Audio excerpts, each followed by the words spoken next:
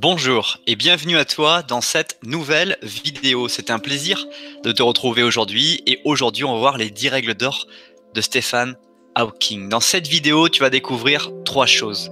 Brièvement, qui je suis, qui est Stephen Hawking et enfin les 10 règles d'or de Stephen Hawking.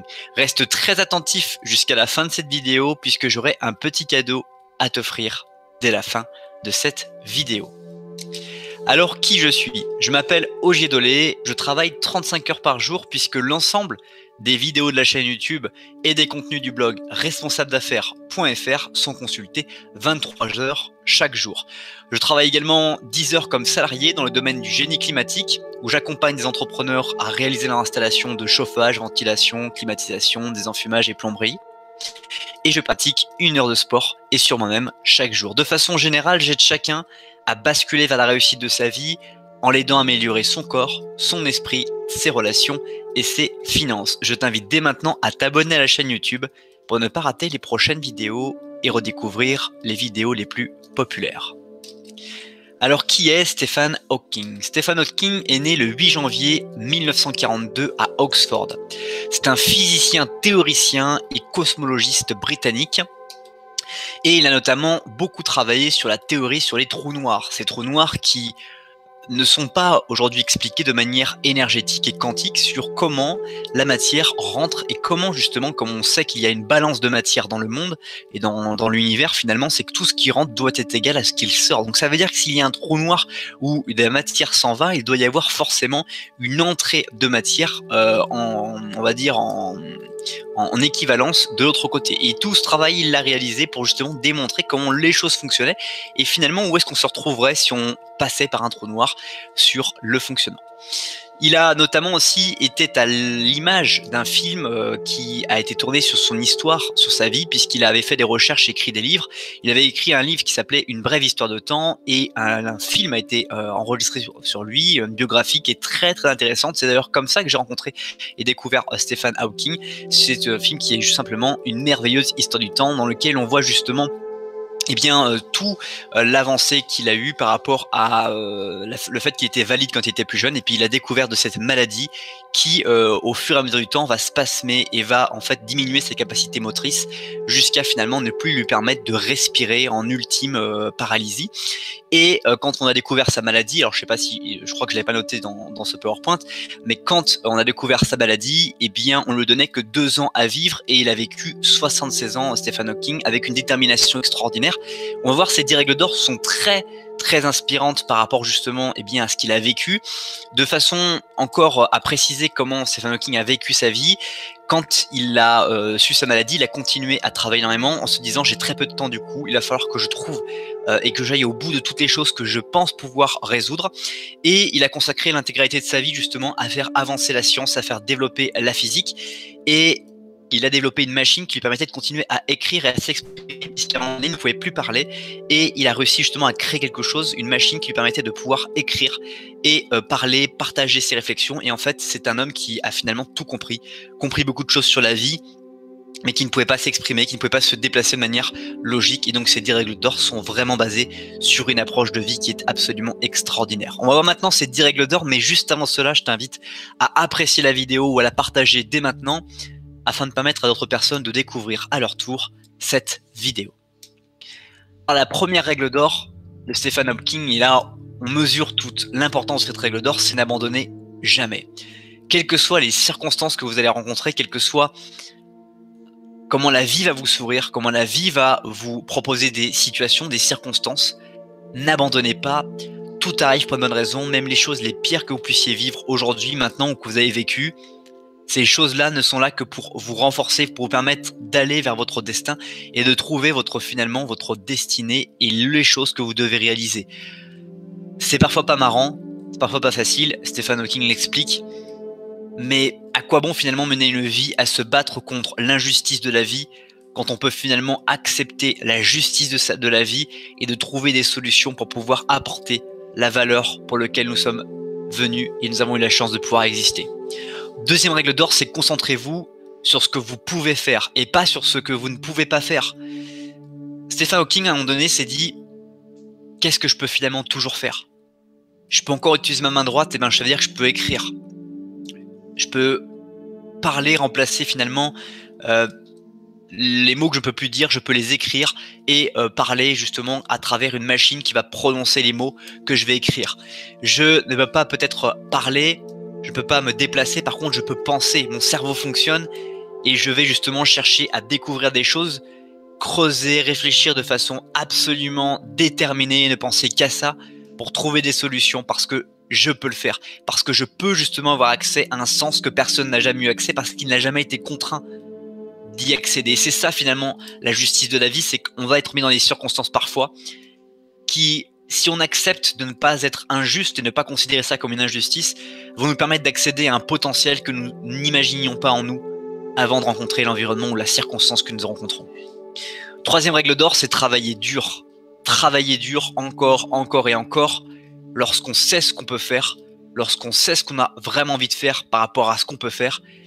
Il n'y a plus qu'à travailler, à réfléchir à quelles sont les actions que je dois mettre en place dans ma vie, quelles sont les routines que je dois mettre en place pour atteindre les objectifs que je me suis fixés et comment je vais pouvoir contrôler ces objectifs. Mais pour cela, il faut que je travaille dur sur mon plan d'action, sur mon plan stratégique et que derrière, sur mes routines, je sois efficace et vraiment très puissant. Quatrième règle d'or, c'est tirer le meilleur parti de votre vie. Vous êtes un très bon parti pour votre vie, pour les autres, pour tout ce qui se passe autour de vous. Comment pouvez-vous tirer, comment peux-tu tirer ce meilleur parti de ta vie? Qu'est-ce que tu peux apporter de meilleur à ce monde? Quelles sont les choses que tu sais faire que personne ne sait faire?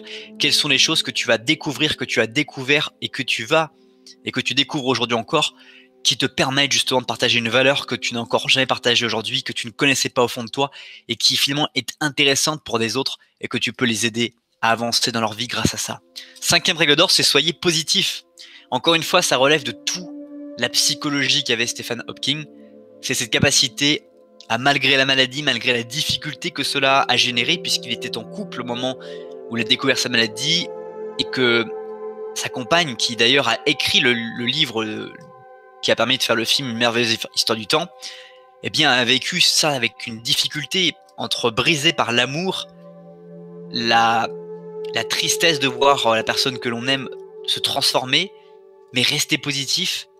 Et l'image, la vision qu'elle avait de son couple changeait.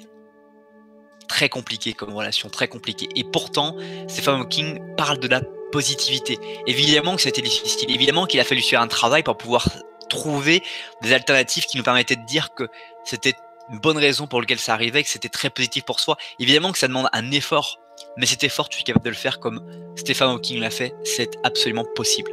Sixième règle d'or, c'est relever le défi de la vie. Le défi que vous souhaitez, le défi que vous ressentez pouvoir porter en vous, le défi que vous avez en vous, relevez ce défi. Oubliez les peurs, oubliez les économies que vous pouvez faire, avancez vers votre objectif, vers votre défi, vers les choses qui vous attirent et concentrez-vous sur ce que vous pouvez faire encore une fois, mais allez vers les choses qui vous attirent et éloignez-vous des choses qui ne vous attirent absolument pas. Septième règle d'or, c'est faites que chaque minute compte.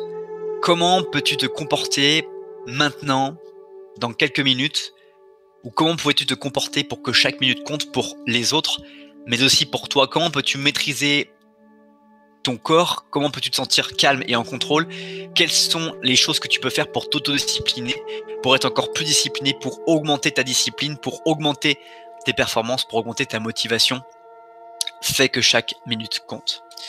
Huitième règle d'or, c'est maintenir un sens de l'humour au cours de ta vie. Reste toujours avec un beau sourire, relativise, essaye de t'isoler quand naturellement il y a des difficultés que tu rencontres et sur lesquelles tu as besoin de faire un travail sur toi pour justement être à nouveau toi-même, réaccéder au plaisir de savoir que tu vis, que tu es ici, que tu as une chance incroyable de pouvoir être ici et maintenant.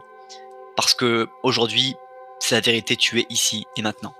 Neuvième règle d'or, c'est faire face aux difficultés de la vie. Les difficultés sont, on l'a vu, énormes dans nos vies. Nous en rencontrons chaque jour. Nous nous mettons en question par rapport à une situation. On se présente dans l'environnement dans lequel on va tous les jours. Et un jour, on ne sait pas pourquoi, les choses ont changé. Notre perception est différente. Les gens sont différents. On a finalement changé et tout ça devient complexe. Comment faire face à ces difficultés? Quelles sont les options que tu as? Quelles sont les solutions? et qu'est-ce que tu peux trouver comme solution qui va te convenir et pour l'environnement où tu es et pour ta propre vie afin de toujours pouvoir permettre d'apporter de la valeur et rester dans un bien-être et aussi pour pouvoir apporter toujours la valeur que tu as. Enfin, 10e et dernière règle d'or, c'est ne connais pas de frontières. J'entends très souvent à travers les voyages que j'ai pu faire des personnes qui parlent de leur pays comme si c'était le seul pays au monde.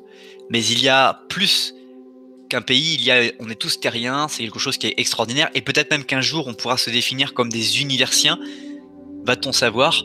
Ne connais pas de frontières, sois ouvert aux personnes que tu rencontres, ouvert à toutes les personnes que tu rencontres, quel que soit leur pays, quel que soit, j'allais dire, la planète.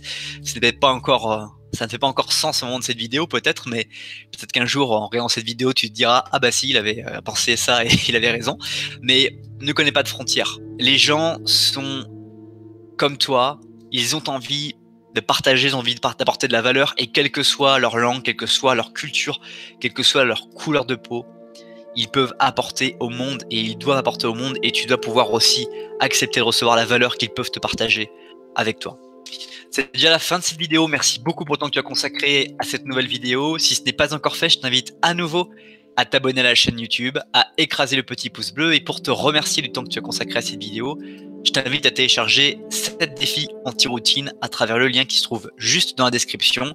Et si toutes ces étapes sont déjà remplies, tu découvriras à gauche dès maintenant une vidéo, la dernière vidéo de la chaîne YouTube, et à droite, l'une des vidéos pour lesquelles tu possèdes une petite sensibilité actuellement.